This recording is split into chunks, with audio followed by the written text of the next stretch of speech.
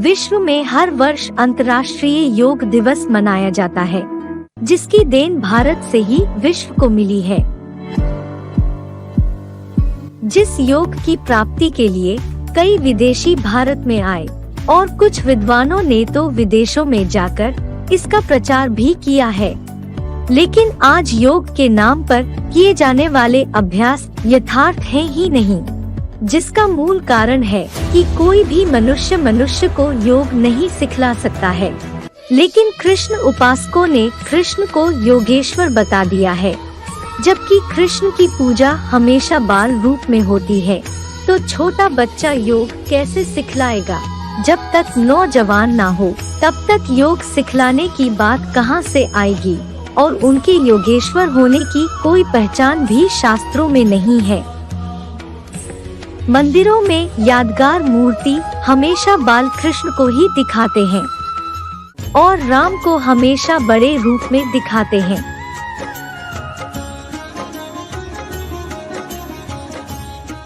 योग की असली परिभाषा तो वही बता सकता है जिसने योग में संपूर्ण सिद्धि प्राप्त की हो, जिनको शास्त्रों में योगेश्वर कहा है, जिनकी यादगार मूर्ति अथवा चित्र सदैव ध्यान मग्न, निराकारी और नेत्र सदा अर्धोन्मिलित चढ़े हुए दिखाए गए हैं, जिनके नाम से ही भारत का प्राचीन राजयोग जाना जाता है। गीता के चौथे अध्याय के 29वें श्लोक में ही बताया है, दैहिक श्वास रोकने, ग्रहण करने या नियंत्रित करने का तात्पर्य अपने अंदर के शुद्ध और अशुद्ध संकल्पों से है। प्राण है शुद्ध संकल्प और अपान है अशुद्ध ग्लानि के संकल्प, उन्हें त्याग देना चाहिए। अशुद्ध संकल्प अर्थात नेगेटिव एनर्जी निकलना है और शुद्ध संकल्प अर्थात पॉजिटिविटी को ग्रहण करना है। वास्तव में दोनों को ही नियंत्रित करने वाला ही योगी है, जो गीता के 6वें अध्याय के 2 श्लोक में ही बोला है, नहीं असन्यस्त संकल्पो योगी भक्ति कश्चन, अर्थात जिसने सर्व संकल्पों का संपूर्ण त्याग नहीं किया वह योगी नहीं होता। परंतु मनुष्यों ने इसका गलत अर्थ लगा लिया। वे कुंभक चढ़ाकर श्वास प्रश्वास की क्रिया को रोककर घंटों नील अवस्था में बैठ जाते हैं। भगवान ने तो गीता ज्ञान द्वारा अर्जुन को मन को नियंत्रित करना सिखाया, कोई दैहिक आसन नहीं। गीता के 6वें अध्याय के 35वें श्लोक में आया है, आसन शयम महाबाहो मनो दुर्निग्रहम चलम अभ्यासेन तु कौन्ते वैराग्येन च गृह्यते, अर्थात निस्संदेह है महाबाहु, वैराग्य और योगाभ्यास से तीव्रधावी चंचल मन वश में आता है, तभी हमें वह मनोबल की पावर प्राप्त हो सकती है जो सिर्फ एक जन्म नहीं जन्म जन्मांतर कार्य करती है। इस मनोबल की पावर के उदाहरण हिस्ट्री में भी मौजूद हैं कि बाबर जैसे सिपाही मनोबल की पावर से एक ही जन्म में सिपाही से सम्राट बन गए। विष्णुगुप्त जैसे साधारण बालक आचार्य चाणक्य जैसे असाधारण विद्वान बन गए। संपूर्ण भारत को जीतने वाला अकबर महाराणा प्रताप को नहीं जीत पाया। सिर्फ पुरुष ही नहीं, अनेक वीरांगनाएं भी हैं।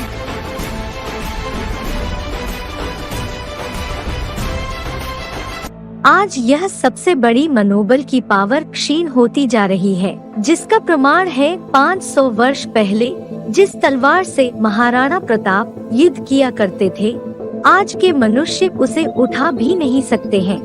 आज किसी का मन नियंत्रण में नहीं है, इसलिए जो भी यौगिक क्रियाएं सिखाई जा रही हैं, उनमें आँखों को बंद कर तत्पश्चात योगाभ्यास कराया जाता है, परंतु आंखें बंद करके याद करने का ज्ञान भगवान ने नहीं दिया। गीता के 6वें अध्याय के 13वें श्लोक में एक शब्द आया है, संप्रेक्ष्य, अर्थात संपूर्ण खुली आँखों द्वारा योग लगाए। जैसे मीरा ने कृष्ण को याद किया, आंखें खुली होती हैं और बुद्धि से याद करती हैं। देश विदेश में जो विभिन्न प्रकार के योग सिखाए जा रहे हैं, वह सीखने के लिए समय, स्थान, वातावरण आदि निर्धारित किया जाता है, परंतु जो वास्तविक योग है उसे सीखने के लिए कोई प्रकार का बंधन नहीं। अगर प्रत्येक कर्म हम भगवान की याद में रहकर करेंगे तो कर्मों में कुशलता आती है, जिसके लिए गीता के दूसरे अध्याय के 50वें श्लोक में बोला है, योगः कर्मसु कौशलम। गीता के 5वें अध्याय के दूसरे श्लोक में कर्म संन्यास से कर्मयोग को विशेष अच्छा बताया है।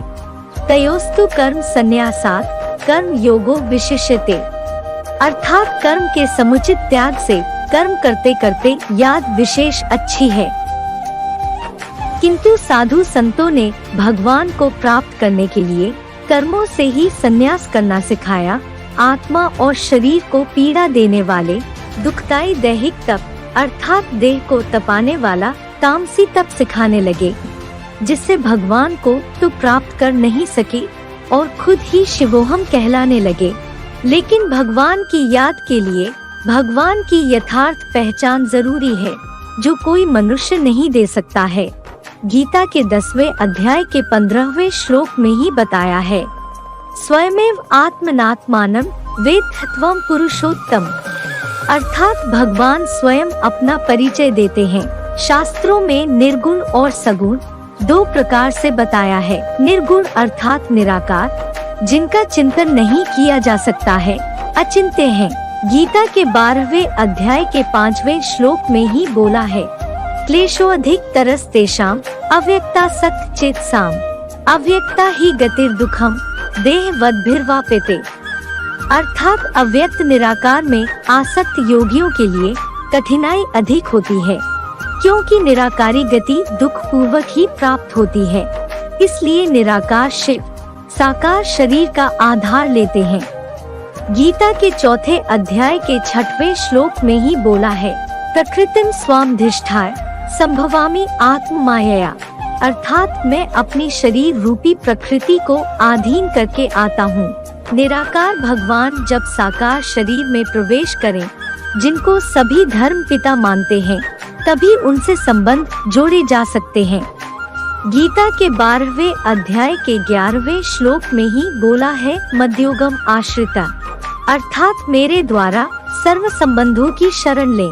एक शिवलिंग ही ऐसी मूर्ति है जिसके सामने जाकर कहते हैं, त्वमेव माता च पिता त्वमेव, त्वमेव बंधु च सखा त्वमेव, त्वमेव विद्या द्रविणम त्वमेव, त्वमेव सर्वम मम देव देव। शिवलिंग कोई निराकार का प्रतीक नहीं, अपितु शिव जिसमें प्रवेश करते हैं वो ही पुरुषार्थ करके निराकारी बन जाता है। सभी शरीरधारियों के बीच में एक ही पुरुषोत्तम बनता है। गीता में ही बोला है, हजारों मनुष्यों में कोई एक ही सिद्धि के लिए यत्न करता है, जो यत्न करके भगवान शिव समान ही बन जाता है। इसलिए ही शिव शंकर कहे जाते हैं और यादगार पूज्य मूर्ति को शिवलिंग कहा जाता है। इसलिए शिवलिंग को गीता के 9वें अध्याय के 4थे श्लोक में अव्यक्त मूर्ति भी बोला है। ये प्रतीकात्मक यादगार है। वास्तव में नागबलाएं धारण करने वाला ऐसा कोई व्यक्ति होता नहीं है। ये पुरुषोत्तम संगमयुग की बात है, जिस युग में भगवान आते हैं। कलयुग का अंत और सतयुग आदि के समय की बात है।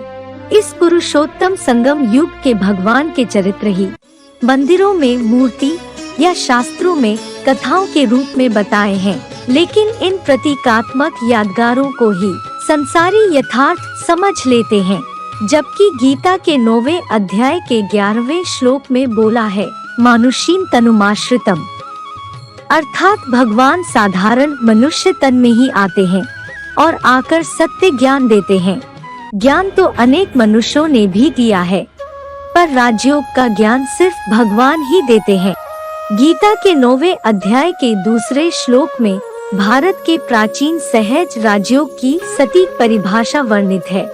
राजविद्या राजगुह्यम पवित्रम इदम उत्तमम प्रत्यक्षावगमम धर्म्यम सुसुखम कर्तुम अव्ययम। यह राजाओं की राजविद्या है, उत्तम राजाई का रहस्य है, अत्यंत पवित्र है, सर्वोत्तम ज्ञान है।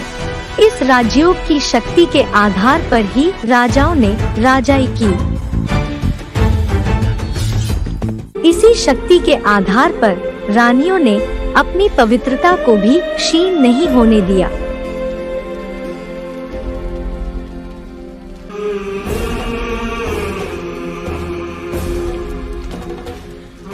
पवित्रता के आधार पर बड़े बड़े योद्धाओं को मात दी।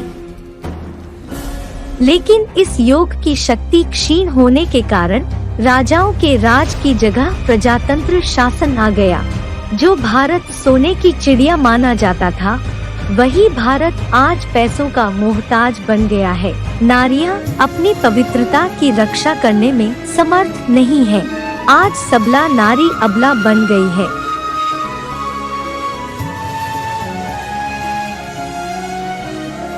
आज कोरोना की महामारी से देश ही नहीं, सारे विश्व के ऊपर भय, शोक और अशांति के बादल छा गए हैं।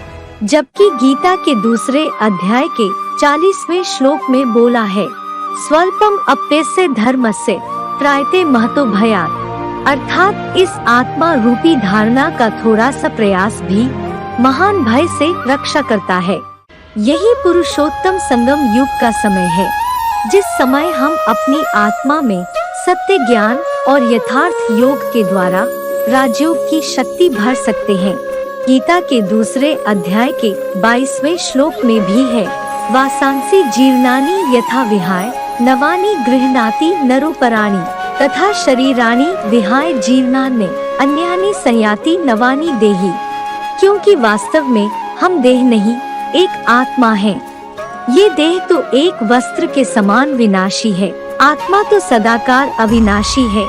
पंचभूतों की बनी ये देह केवल वस्त्र है, आत्मा का जो वास्तविक है घर कहीं अन्यत्र है, जो भ्रिकुटी के मध्य में निवास करती है। इसलिए गीता के 8वें अध्याय के 10वें श्लोक में आया है, भ्रुवोर मध्ये प्राणम आवेश्य सम्यक, अर्थात भ्रुकुटी के मध्य प्राण रूप आत्मा को स्थिर कर साकार में आए निराकार शिव ज्योति को याद करना है। क्योंकि निर्गुण और सगुण दोनों का मेल ही यथार्थ रूप है, जिनको शास्त्रों में बाबा कहा है।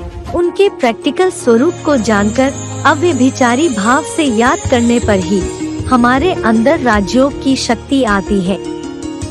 क्योंकि प्रतीकात्मक यादगारों को याद करने से प्राप्ति नहीं होती है, जिनकी प्रैक्टिकल पहचान के प्रमाण भी मौजूद हैं, जिनका उल्लेख शास्त्रों में भी है। कलियुग के अंत में कलंकीधर अवतार लेकर कलियुग का अंत करते हैं, जिनको अन्य धर्मों में आदिदेव आदम एडम आदिनाथ को सृष्टि के रचिता के रूप में बताया है। और कई भविष्य वक्ताओं ने भी भविष्यवाणी की है। मिशेल दी नास्त्रेदमस सन 1555 शतक 10 श्लोक 96। वो महापुरुष ऐसे देश में जन्म लेगा जो 3 तरफ से सागर से घिरा हुआ होगा।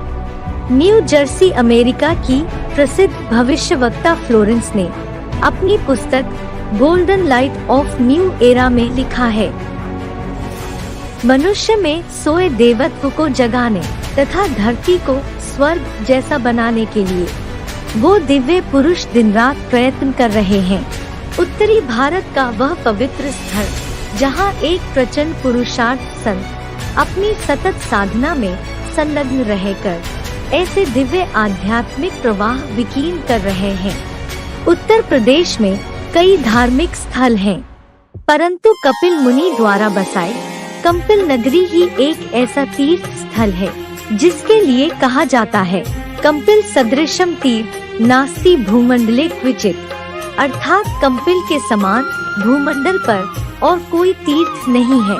क्योंकि कंपिल से ही भगवान के द्वारा सर्व शास्त्रों का सार श्रीमद् भगवत गीता ज्ञान के माध्यम से सहज राजयोग की शिक्षा का प्रसार हो रहा है। इसलिए कंपिल आध्यात्मिकता का केंद्र भी है।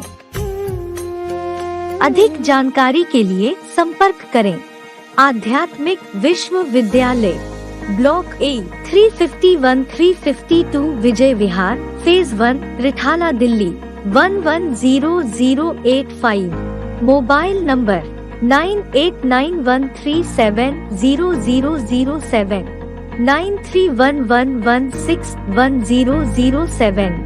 Email a11spiritual1@gmail.com। YouTube AIVV, website tbks.info, आध्यात्मिक-विद्यालय.com।